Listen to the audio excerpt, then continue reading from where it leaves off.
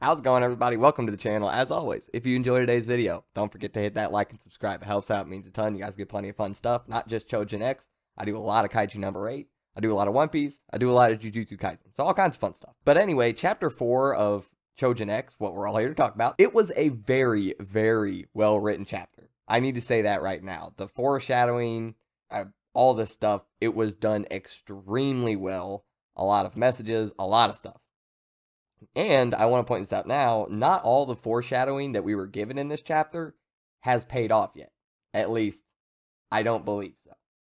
But we'll go ahead and get into it. And I actually want to start with the opening page, not the first page of actual manga material, but that first little cover page with Tokio sitting there and the cityscape in front of him and that sign that's hanging over from the right side of the picture. If you did not catch it, that sign means no turning back. That has to do with our characters. So I like that little detail to the sign hanging over, meaning no turning back. I enjoyed that. That was a nice little bit of detail. Anyway, we pick back up with Tokio after getting yelled at by Ozma, having that real big conversation between the two of them that kind of blew up a little bit. And he's thinking to himself back in the past, remembering all this stuff between him and Ozma. He's like, wow, yeah, I really do follow him every time. Every time it's whatever Ozma's doing, that's what I'm doing. And he's just kind of starting to realize this. It's something he never noticed he did, not to this extent at least. So he gets really down about himself. And then birds start talking to him. Tokio has a very similar reaction to all of us. He is extremely surprised by this because just like us, he never put the idea of being a bird Choujin with talking to birds. I don't know if anybody had the idea that he was going to start talking to birds just because he's a bird Choujin. I certainly did not. He certainly did not. But you know what? This is kind of goofy stuff that can be played up for yucks, but still ties in perfectly. Bird Choujin, oh, he can talk to birds. And then we get a funny little scene with Tokio freaking out, and then him talking to birds, and these two girls seeing him like, why is that guy talking to two pigeons? This is weird. And they're like sitting there watching him through the whole conversation. They don't just walk away. Like they're still standing there at the end. I love it. It was funny. The whole situation between Tokio and the pigeons was great. They also dropped some knowledge on him. They're like, yo, you make choices of your own free will all the time. You don't always follow Ozma. You have to make choices on your own. Even little tiny choices, no matter how minute they are. If you make them by yourself, you are making them of your own free will. Do you see? So after dropping this knowledge on them, which is a good bit of knowledge, I mean, these pigeons were speaking straight facts. Anyway, after that, they look at him and go, what do you think Azuma would do if he were you? This is when Tokio finally starts thinking about it. He goes, oh yeah, what would he do? And I can just kind of try to mimic it in my own way and do it myself. So he thinks, learn about himself, acquire information, hone his power, learn from others.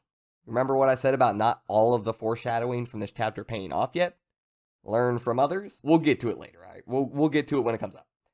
Put it into practice, better himself, and use that power to help people. So, great. We got a plan. That's awesome. We can try to do this stuff now. So, we get a little mini training montage from Tokio, and he's just sitting there screaming like, change back, release, body, release, change now, face, change back, something, anything, release. Like, he's just trying whatever he can try. It's just anything goes at the point. So he's sneaking by his family still having to lift up his beak to feed himself. Still calling to school, like, I don't know why the fever won't go away. So he does mention, he's like, I'm running out of time on that fever thing. He's like, I gotta figure out how to change back sooner or later. Otherwise, somebody's gonna figure something out. So eventually, when screaming release, he gets a little tingle in the back of his neck, at the nape of his neck. Thank you, Attack on Titan, for teaching me what the nape is. Very helpful in this case. Anyway, I don't know if this is him just feeling nothing, but I think from the art, it does seem like there was actually a tingle. So it seems like he's kind of starting to get on the right path. Like, I don't know, some muscle group that he's tightening in his core is like helping. I have no idea. But anyway, after mulling things over, he's like, man, I need to go talk to the birds again. Well, then no, then the birds are just Ozma now. They're the new Ozma. I just go to them instead of Ozma to figure out. So, but maybe, so, I don't know. he finally has this idea click of, wait, Vulture Choujin, from what Ozma told him, that I'm assuming you took the form of what you most wanted, the vulture from the story from the past with the vulture and the lion.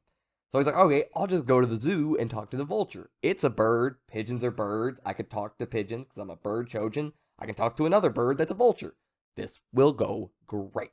So he goes to the zoo. They're all closed down. And then, all right, hey, there we go. Ishida, I don't know why you needed to wait till chapter 4 to bring in chapter 1 material, but hey, we got the material now. So, yeah, all right, you know what I'm saying? This is going all right. I like this chapter. Yeah.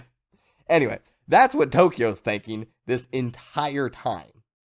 But anyway, getting past him trying to keep the tent down. Remember, Tokio, you're not going camping. You're at the zoo to talk to a bird. No tents. All right?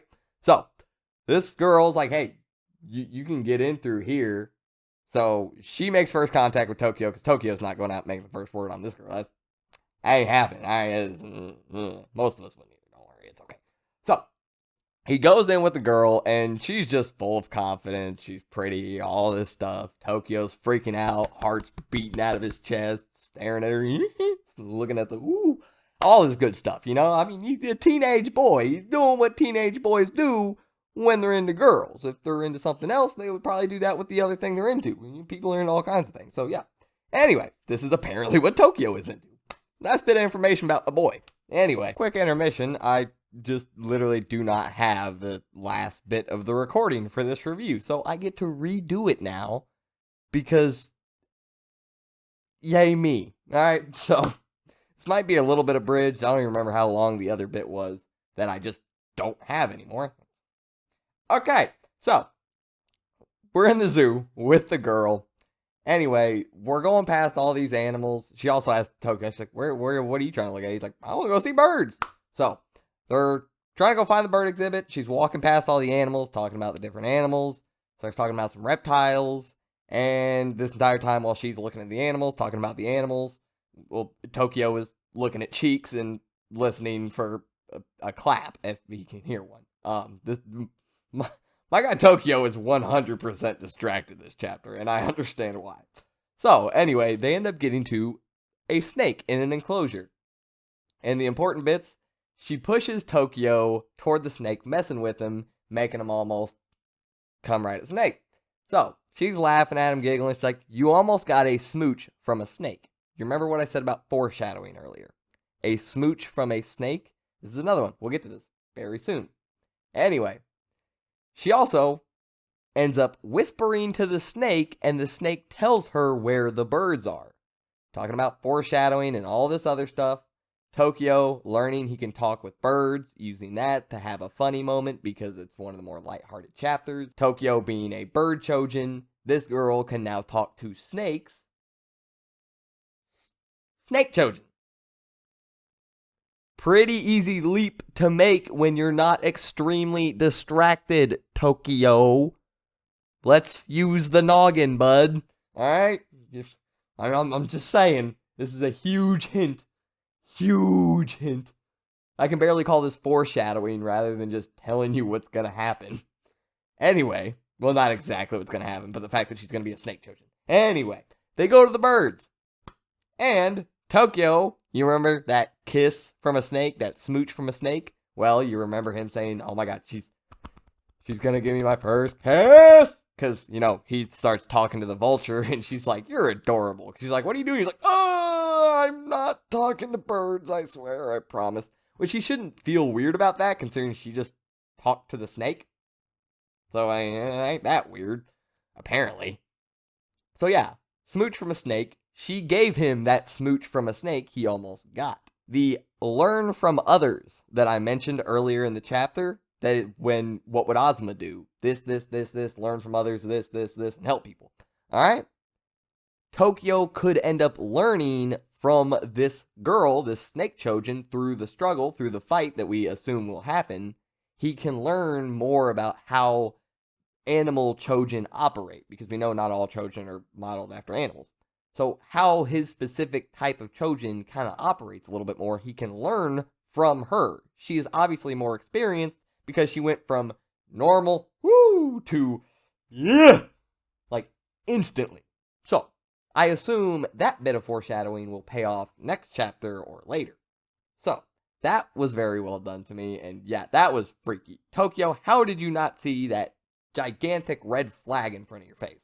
Come on, I know you were distracted, bud, but Jesus. That was the biggest hint in the entire world. But anyway, I hope you guys enjoyed this. I'm still kind of angry that I lost the other bit of the recording, but hey, what can you do? Still got to get it out. I hope you guys enjoyed. I'll see you later. I'm out.